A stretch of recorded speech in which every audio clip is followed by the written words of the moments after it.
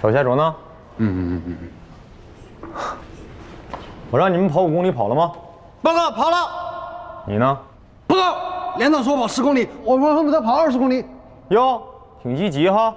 行，夏主，这，你们啊聊5分钟啊。谢谢连长。你一会儿跑20公里啊。你笑啥？你跑10公里。哎，好人下厨，当当哎呀，当当，哎呀，你终于回来了，瘦了。哎，夏主啊，怎么回来的？我坐火车回来的。哎，我给你立过。哎，没带什么行李吗？啊？哎呀，我真的给忘了，梦梦，对不起啊。哎，我就让你办这点事儿，你看，真的对不起。哎，我这样，梦梦，我把钱转给你，你自己买，好不好？哎，你这说，哎呀，瞧你这话说的，人家瞎说这肯定是有特殊情况的嘛，啊，忘了就忘了，是吧？小周，我知道我那个单子确实是有点多，你是不是买完之后弄了一包裹给寄过来呀？哇，那真的是希望是这样，但是真的不是，我真的忘了。你们听我说，中间出了点事情，但是这个事情呢，我又不好跟你们说。这样，我既然答应你们了，你们把账户给我，我把钱转给你们，行不行？行。哎，什么行什么呀？这转钱多俗啊！哎，夏主，你去青岛好几天，你就不能把琴给我带回来啊？你太不把兄弟当回事了，你是不是去找梁诺了？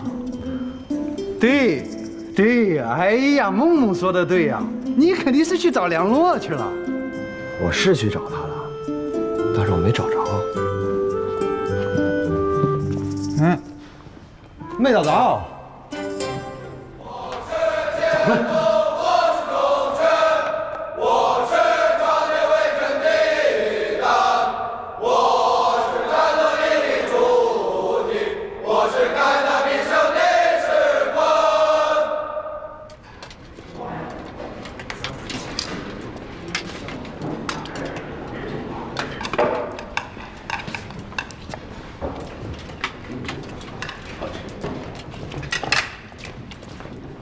哎，你说这咸鱼啊，怎么又香又臭？欧阳，你也尝尝这咸鱼，臭吗？不臭啊，咸鱼都这味儿。哎，臭，就他那鞋里那味儿。什么我的血？明明你的血，给你。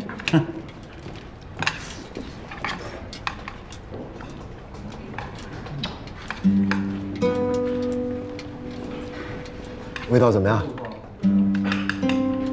哎，你们说这司务长是有多偏心？有这么多好吃的，平时都不拿出来。今儿什么日子？今天今儿礼拜1吧。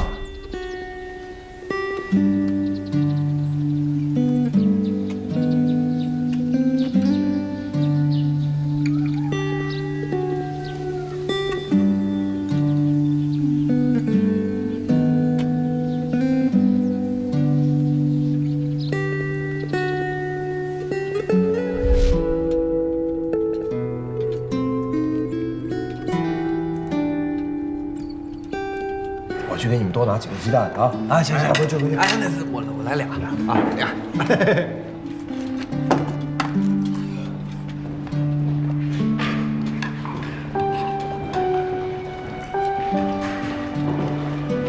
同志们，利用早餐时间啊，我简单说2句。今天早上大家也都发现了，桌子上多了一道菜，油煎咸鱼，怎么样？好不好吃？好吃。好不好吃？好吃。也感谢司务长啊，这是咱们一位战士的父亲亲手做好，委托人送到咱们部队上来的。这父亲还说啊，嗨，我就不说了，来看大屏幕。看看这父亲是怎么说的吧。孩子们好，战友们好，领导们好，我叫欧阳华，是欧阳俊的父亲。想想俊俊当兵已经1年了，这1年呢，我也忙，也没抽空去看他。这不今天正好碰见了咱们部队的领导还有战友，就顺便呢，让他们给你们带些咸鱼干。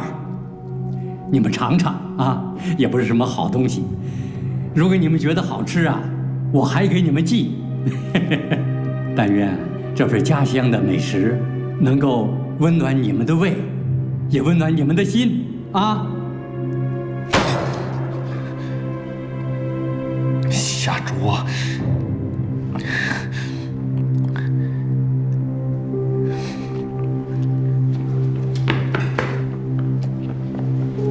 哎，小鲁，我来解决。吃饭。吃饭。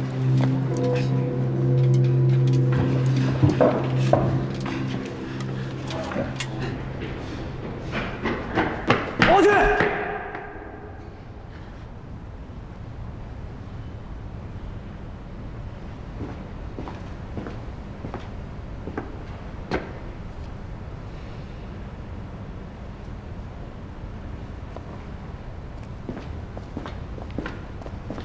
王俊，你听我给你解释。知道元儿，他们是不是去我家了？你真的误会了，他们在青岛遇到你父亲，纯是偶然，是偶遇。偶遇？他们去青岛，我爸在老家，他们怎么偶遇的？他们是不是去做家访？他们到底要干什么？王俊，你别激动，事情和你想的真的不一样。你听我说，知道元儿，我就有一点特别想不明白，某些人为什么总喜欢把我扒得赤裸裸的摆在大家面前？为什么总喜欢揭我的伤疤给大家看呢？我和我爸怎么样的关系，那是我们之间的事儿，关他什么事儿？他算老几呀？正是因为他们知道你和你父亲关系不好，所以你父亲在青岛遇到夏卓和连长，他们都很想缓和你们父子之间的关系。我之间关系怎么了？少爷，我们之间关系怎么样，跟他都没有关系的。他连最起码的尊重都没有。他放这段视频想过我的感受吗？他问过我的感受吗？王俊，你冤枉夏卓了。视频是我放的，和夏卓没有关系。我本来想感动一下你，温暖一下你，是我考虑不周，我给你道歉了，对不起。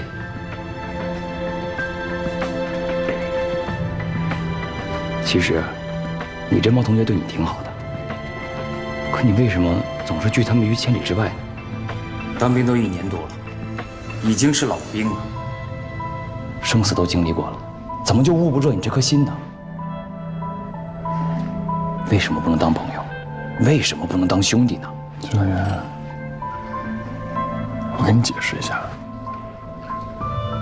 我和他们呀，在学校叫同学，在部队叫战友，我们不是朋友，更不可能是兄弟。站住！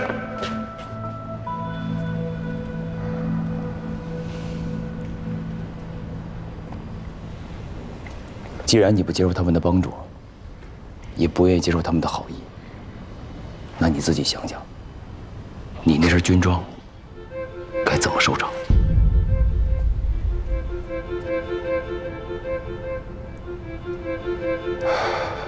你们都知道了。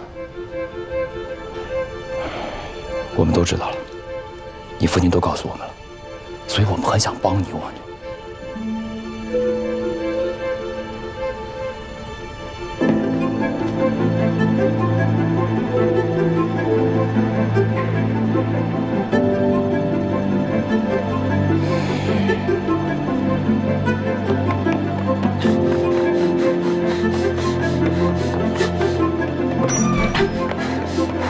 快点，那么慢。说你着啥急呀？这不是清点。哎，开门！开门！开门！你干嘛呀？啊！开门啊！开门！怎么开？开门啊！你快点！开门！开门！怎么开开？开门！开门呐！小欧阳到了咱们部队，入伍之后啊，特别要求积极进步，动不动就交一个入党申请书什么脏活累活抢着干啊！更夸张的是，他1个月都差不点交一个入党申请书。你说你当周老师这么多年啊，在部队什么样的兵你没见过？什么积极主动的啊，向组织靠拢的，对吧？可是像小欧阳这么积极主动的，少不少见？少见。对呀，甭管他之前怎么的工作能力有多强业务素质高，可是他现在是一个兵，他此时此刻就在部队，他作为一个兵出现这样的问题，说明什么？说明这个兵肯定有问题。我值班，我同意你的说法，但是今天这个事儿，咱做的确实欠妥。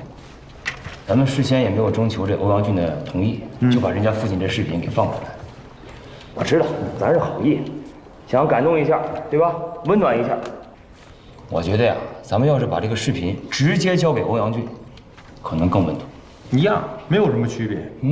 你私下里把视频给他了，他就知道我们肯定见他父亲了啊。那他爸爸肯定把这照片拿出来了，他这事就暴露了，心里面是不是留了一个疙瘩？行，就算我们回来，这事当没发生过，也不提，视频也不给他。他爸那鱼竿谁没吃？那欧阳俊一吃那鱼竿，不知道是他爸的吗？这事不还是暴露了吗？心里面不还是有疙瘩吗？我认为啊，咱们现在应该解决欧阳俊心里的2个疙瘩。第一个是他跟他父亲的这种关系，这是一个疙瘩；第二个就是他在部队的这种思想、这种状态，这是另外一个疙瘩。这2个疙瘩要是解决不好，这小欧阳在部队啊，怎么当这兵都没有什么前途。不是，别不是，我就认同那句话啊，思想不积极，当兵有问题。思想长草，发射不保。你别老拽着我这边值班呢，我是觉得你不能太片面。这小欧阳平时表现还是不错的。哎呀，平时表现咱不谈，我刚才不就说了吗？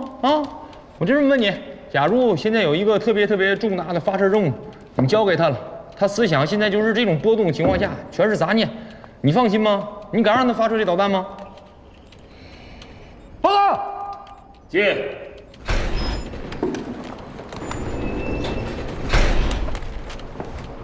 连长好，指导员好。欧阳俊把自己锁在储藏室里了。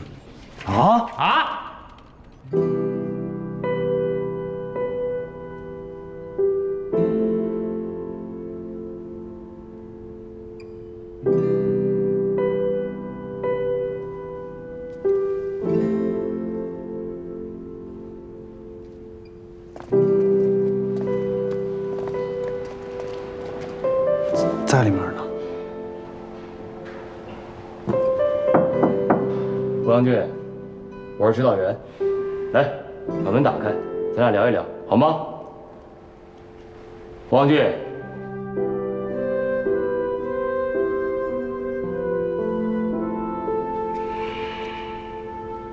行，你们先回去吧，我来解决。是。你也回去吧，这事交给我，注意影响，别外传。是。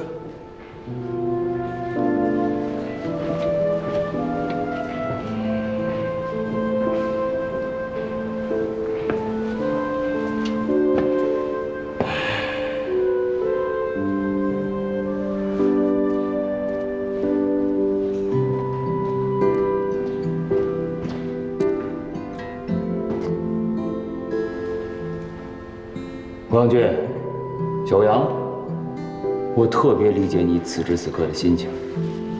但是欧阳俊，你想一想，你迟早要走出这个门，面对大家，面对这件事情，你也算是个老兵了。这纪律方面的问题，不用我多说了吧？来，把门打开，咱们聊一聊。我相信这件事情一定会有一个解决办法。你要相信我和连长，好吗？是，就算是你欺骗了你的父亲，我相信他老人家也一定会理解你、体谅你。毕竟他托连长给你带来了你最喜欢吃的小鱼干，这是为什么呢？那就是为了开启你们父子之间的破冰之旅，缓和你们父子的关系。你觉得我说的对吗？啊？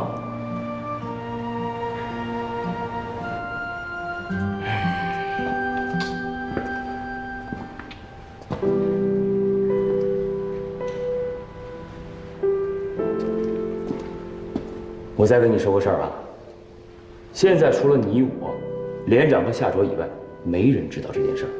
咱们就大事化小，小事化了，关上门来，自己家的事儿自己解决，皆大欢喜，对不对？可是你老把自己躲在这储藏间里边，那性质可就不一样了啊！现在是操课期间，其他的不用我多说了吧？啊，人呢？啊，那个躲哪了？哎，王志，我告诉你啊，你把门给我开开！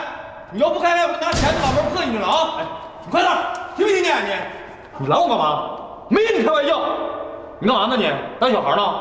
我告诉你，这里是部队，部队讲纪律。训练期间你想干什么？把自己锁起来。我命令你马上把门给我打开，否则的话，一会儿我拿钳子给你破进去，性质就变了，你听明白了吗？你别拦我！我现在啊，命令你把门打开，我喊3个数啊，1、2。行了行了行了，那个，你就当他自己关自己禁闭了啊！哪有那么多禁闭关呢？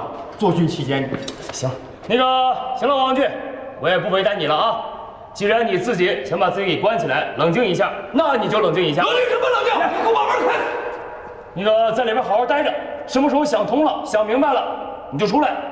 但是出来的越早，事情越好解决；那出来的越晚，我和连长都无法预计这件事情会影响到一个什么程度啊！就这么多，自己想想吧。我是怕他给他关起来，一个人别出点什么事儿。你怎么糊涂了？那里边有监控，让监控室打开里边监控，实时监控，一有什么异常，破门而入。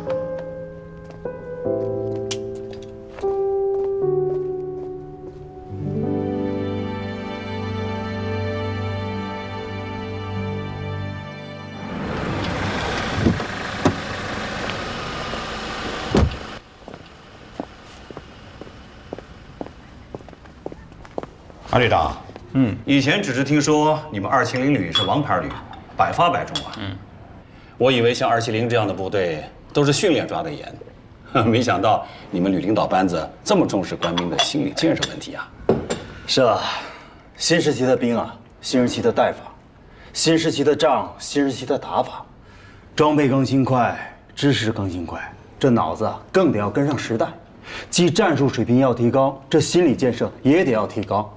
好啊，这个方案我看了，我认为很有针对性。那具体需要我们怎么配合呢？我们当然是希望能给我们配备一个对口的心理医生，阶段性的来驻地负责我们全旅官兵的心理疏导问题。这个呢，我是个门外汉，不懂，只是提个想法。还有就是，这不马上开始秋季征兵了吗？我想这次征兵啊，增加一个考核项目，就是心理考核。我想从源头抓起，确保每一个入伍的新兵，不管是在身体上、心理上，都是健康的。没问题。哎，这样，我给你推荐一个人，年轻有为啊。黄文，报告，请进。好，先这样。首长好。你是？火箭军总医院心理科主治医师黄文。哦，你是院长推荐的心理专家。你好，你好，我是阿雷。不是什么专家，您千万别客气。行，我这个人呢也不爱客气。我给你介绍一下，这边是我们武装部的同事，那位是梁老师。你好，快请坐。你好。都停一下，咱们一起开个小会。是这样，黄军医，我们270旅呢这次来青岛征兵，就是想多要一些大学生士兵，这文化底子高，脑子灵活，便于掌握专业技能的。这几年啊，虽然征兵不是问题，学历也不是问题，可是这心理问题呢，反而越发凸显出来。所以我想麻烦黄军医为我们这次征兵啊，好好把心理关，最好能出一道测试题，咱们有个评判依据，也好供我们筛选。你看可以吗？这是个好想法，我一定全力配合。这几年，随着军队的改革转型，现代信息化战争的突发性和强大的破坏力，对军人，尤其是火箭军官兵的心理素质，提出了更高的要求。以前入伍看身体、看学历，现在也要看心理。我现在博士在读，课题的主攻方向就是军人集体心理学和高科技战争下的军人心理学。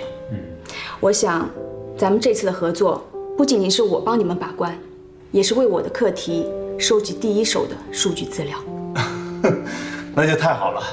是这样，我准备通知所有通过体检的人来参加一次心理测试。那里是人员资料，你看一下。谢谢。报告，请进。首长您好，我是欧阳俊，有事吗？我能跟您单独聊聊吗？哦，有什么事儿就在这儿说吧。行，首长，我想问您一下，大学生入伍当兵提干是这几个条件吗？没错，就这几条，都满足了就能提干。谢谢。问你等一下，你当兵就是为了提干吗？不想当将军的士兵不是好士兵吗？没别的？也有，但不想说行吗？行，值守，欧阳俊。好，我记着你呢。欧阳俊，啊。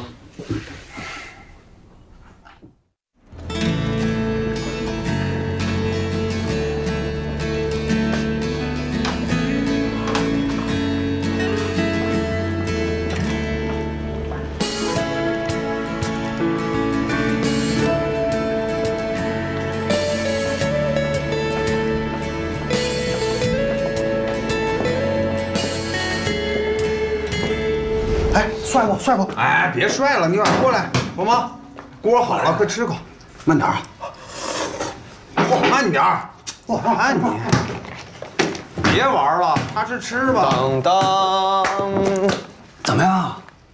老三，都过了。哎，你不扛枪，我不扛枪。哎，别唱了，别唱，别唱，谁来包围？你啥意思啊？咱们仨过了。他呢？没过。哎呀，没过就没过嘛，正好咱们仨当兵一块儿有个伴儿，是不是？他要过了，那不行，部队里再给他搭个帐篷。人家就是知道他要搭帐篷，所以没让他过，肯定的。哎，康康康康，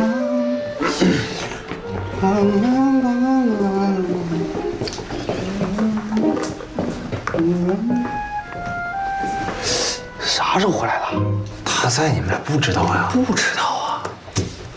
哎呀，完了，欧阳俊最后一线希望也没了，拿不了学位，又当不了兵，提不了干。哎，行了，你就别操那份闲心了啊。他测试没通过，说明这测试挺准的，测出他来动机不纯。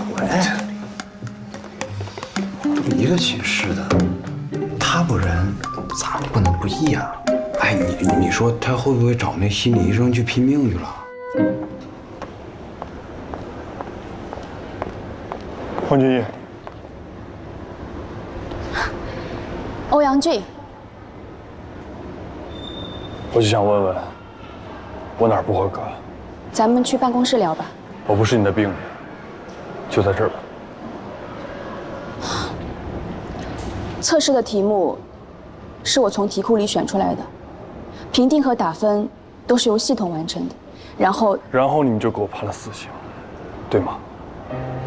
这样，你要是不想去办公室聊，那咱们换个地方，喝杯咖啡。我就想知道，我还差几分？这个没有分数。换句话来说，心理测试没有标准答案，系统会根据被测试者的全部答案，做出一个心理评估，而这个评估的答案没有对与错，只有合不合适。我想，我应该说明白了。再见。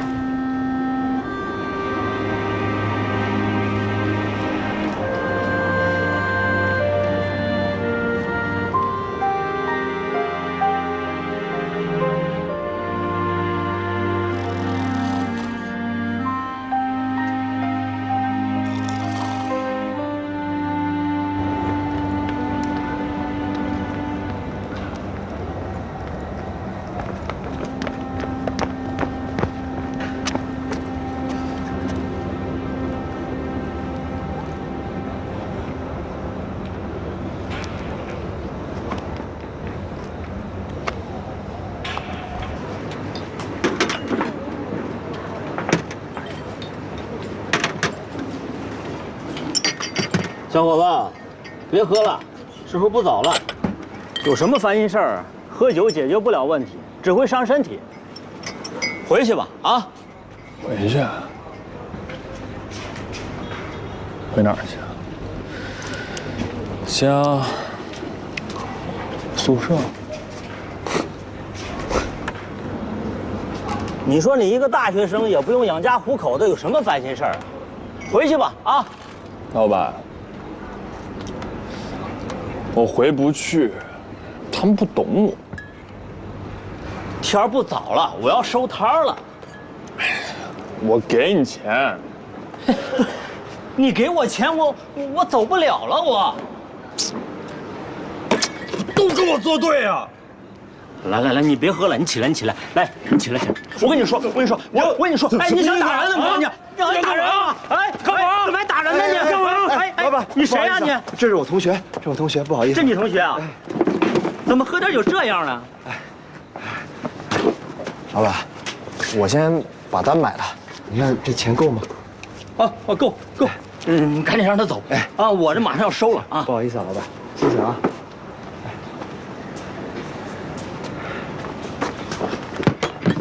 欧阳，走吧，啊，走。走，我不让你快。走。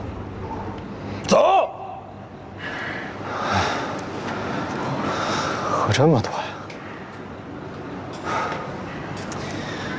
我走也得带着你走呀！来吧！哎呀！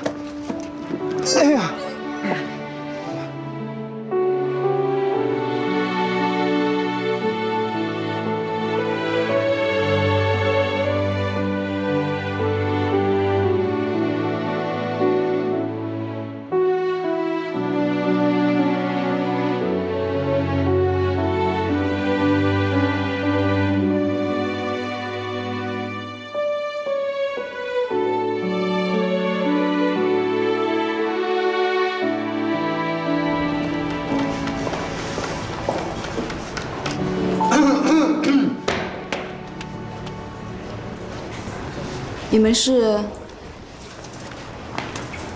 我是夏卓。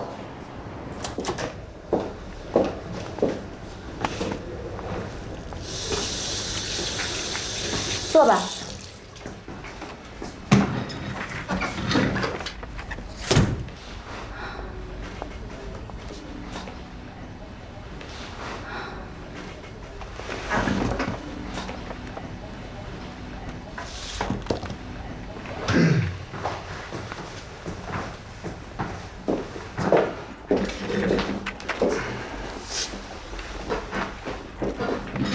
哎呀，还是这儿舒服啊，花花草草的，还可以上网。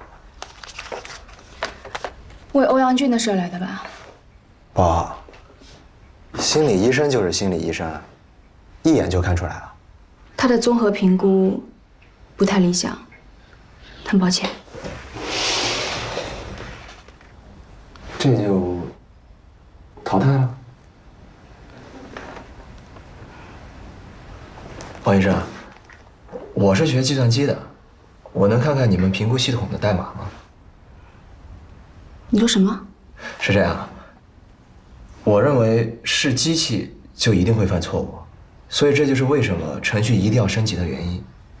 欧阳俊的性格是有那么一点点孤僻，但是还没有到没有办法当兵的地步，所以我认为可能是你们的系统评估的判定程序出现了问题。心理医生只负责1对1的心理问题。如果你觉得你的同学有问题，那我的同学你可以让没有问题，是你们的程序有问题。何以见得？欧阳俊，学习成绩好，身体素质好，头脑冷静，没有任何的不良嗜好，连网吧都不去。他就是喜欢安静，不喜欢一堆人吵吵闹闹的，这没有错。每个人都不是一样的。夏卓同学，这里是诊室。如果你自己没什么问题的话，那咱们今天的对话就到此结束吧。我后面还预约了其他病人呢。你不用等了，后面2个号都是我同学挂的，不信你自己去看。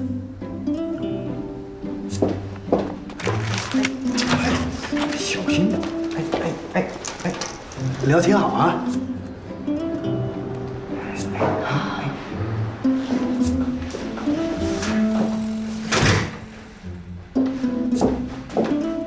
夏卓同学，如果你对结果持有异议，你可以通过学校的武装部逐级上报，我们会根据学校的意见，看是否还需要再安排一次测试。但是你这样做很幼稚，你不觉得吗？你走吧，不送。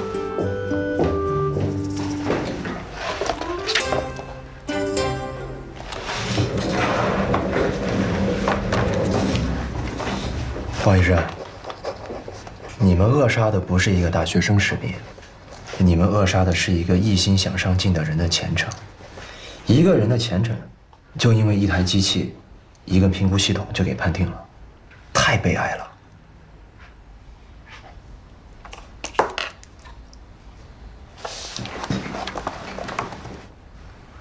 我相信科学。我更相信我的眼睛。需要帮你叫保安吗？不麻烦了。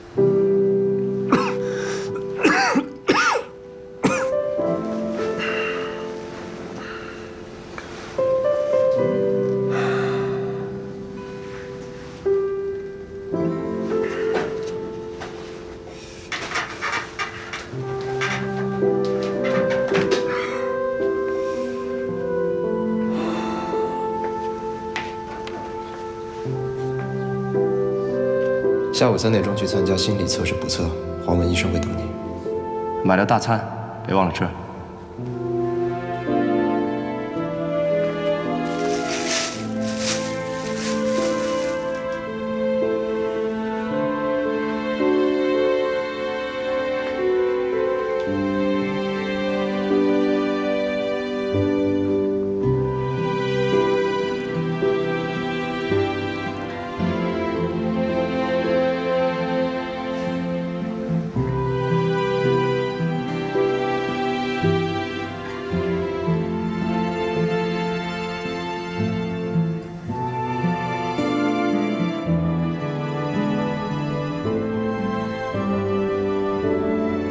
黄军医你好，我有一名战友，入伍之前我们是大学同学，那个时候我们宿舍4个人，他跟我们仨的关系从来都是不冷不热，不远不近。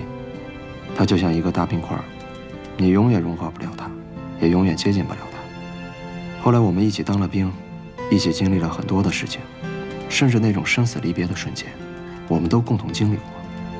可每次我都发现，他对你能够敞开心扉的时间，只有短短的那生死一瞬间。而那个事情过去以后，他就又把自己给包裹起来。我不知道为什么，或许是因为我们是同学吧。我特别想帮他，我特别希望他走出自己的阴霾，走出包裹着自己的那个套子，做一个真正阳光快乐的人。这一次我回学校，偶然之间遇见了他的父亲。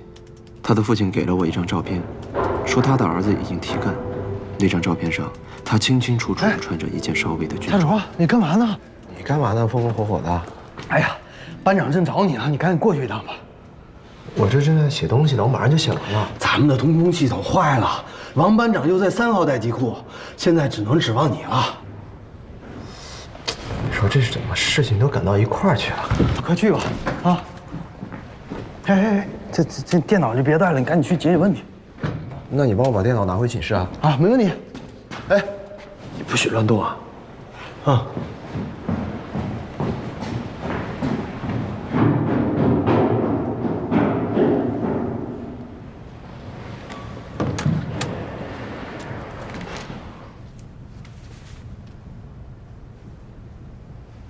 哎呀，欧阳军啊！哎呀，这我得来2笔。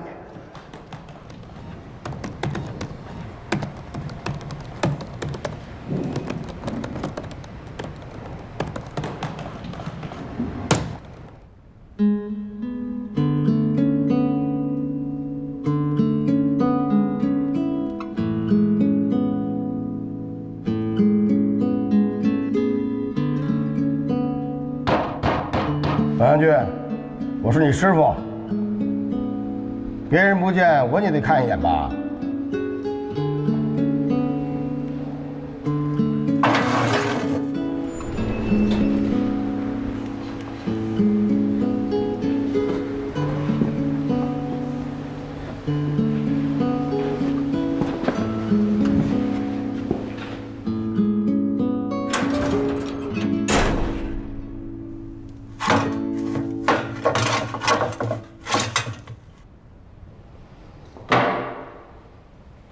过来。别人信得过信不过，我你总得信得过吧？这就对了，这才是我徒弟。说说吧，到底怎么回事？他们不都说了吗？他们说是他们说，我单听着。这件事儿我还是得听听你怎么说。为什么呀？你师傅啊是一大粗人，但这点事儿我还是懂的。这历史啊，永远都有2个版本，一个呢是秦始皇写的，一个版本呢是孟姜女写的。秦始皇那版咱就不说了啊，都听过了。我现在想听听孟姜女怎么说。来吧，孟姜女，说说什么情况？师傅，能坐下说吗？坐。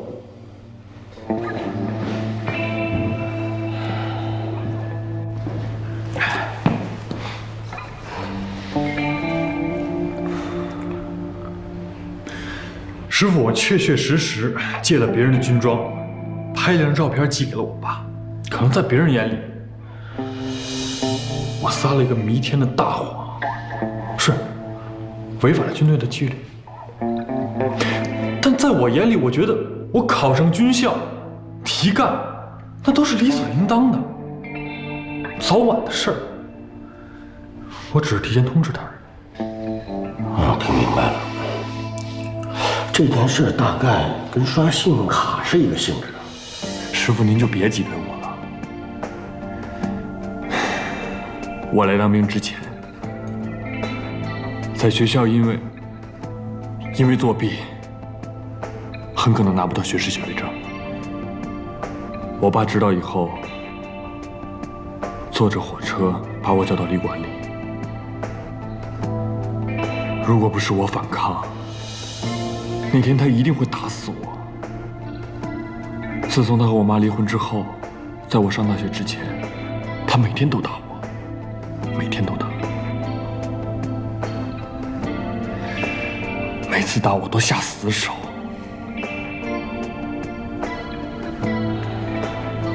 每次打完我都会告诉我打你是为了让你长记性，是为了让你进步。我打你是为了让你令我骄傲。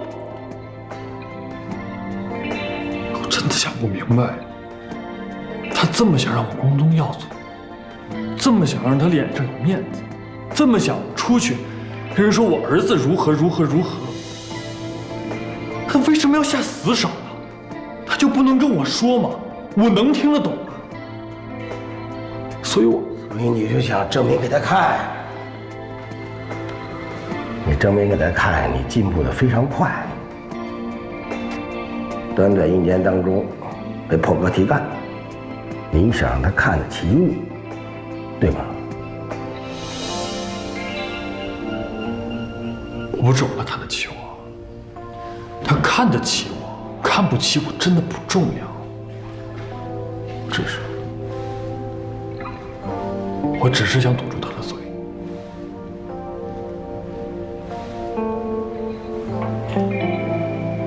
我问你啊，你给你爸爸寄照片这个事儿，除了你和你爸知道，还有谁知道？师傅，本来就只有我们2个人知道。本来我是想考上军校，提了干，名正言顺的回家跟他谈一次的。我就想穿上这身军装，带上军衔，我告诉他，爸，我欧阳俊现在是火箭军的一名军官了，您不能再像以前那样对我了，不能再打我了，对吗？